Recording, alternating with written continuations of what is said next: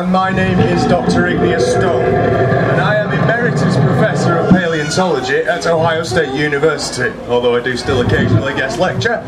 Now, my colleague Professor Flint found what he believed to be a preserved dinosaur egg. And this was found in the stock room back at Chris's Pets Pantry at the back of the market. And when myself and Professor Flint did an MRI scan upon the egg, we realised that the egg itself had actually begun to grow normally. It had actually begun to gestate. We have no idea how this happened. Some geothermal effect, possibly leaving it in stasis for 65.9 million years. Who knows? Alright, oh boy, calm down. Now, I'm sure the majority of you have seen Jurassic Park. This is a raptor, but it's not a velociraptor like you've seen in Jurassic Park. This is what's actually known as an atrocioraptor. Now he's don't look at me like that, you don't get fed. He's very similar to a species of raptor that is known as the atrocioraptor, originally found in the Utah salt flats. Alright, behave. Definitely in a bad mood.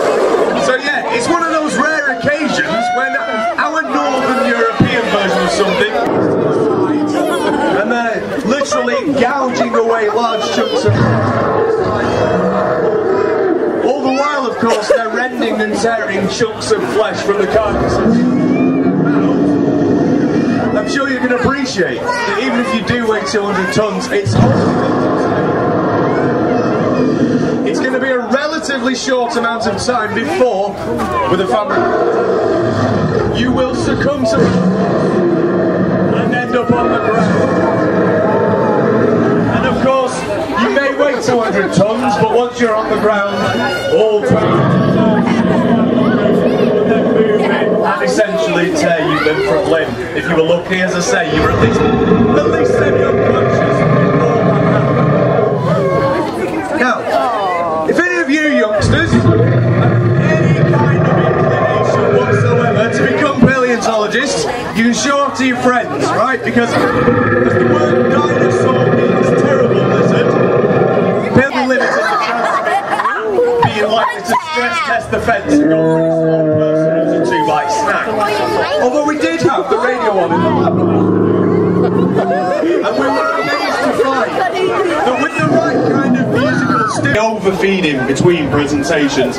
Try and give him that Christmas Day night 7 o'clock feeling when you've had so much that you really can't be bothered moving. Even if there's a house fire, you're not going anywhere. Steady. Behave. Good boy.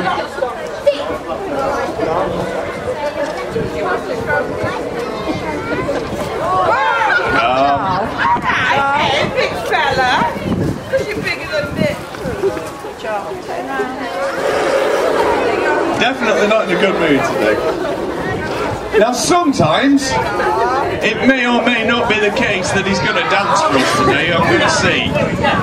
We did have the radio on in the lab one afternoon, and we were amazed to find, as I said, brain the size of a hummingbird, incredibly limited intelligence, but with the right kind of contemporary pop music, middle of the road pop in the background, he will sometimes, if he's in a good mood, dance.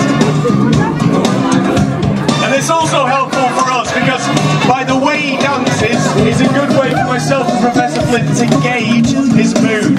So whilst he's dancing happily, we know everybody's safe and he's definitely not going to charge the fence at all. And then when he starts to slow down with his dancing and gets a bit more of a malevolent glint in his eye, we generally know it's time to put him away in his shackles and feed him up again, so he's so sated he can't be bothered attacking anybody.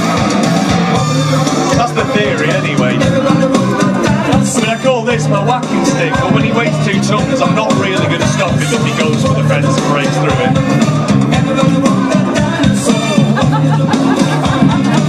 He is fairly bonded to myself and Professor Flint simply because we were the first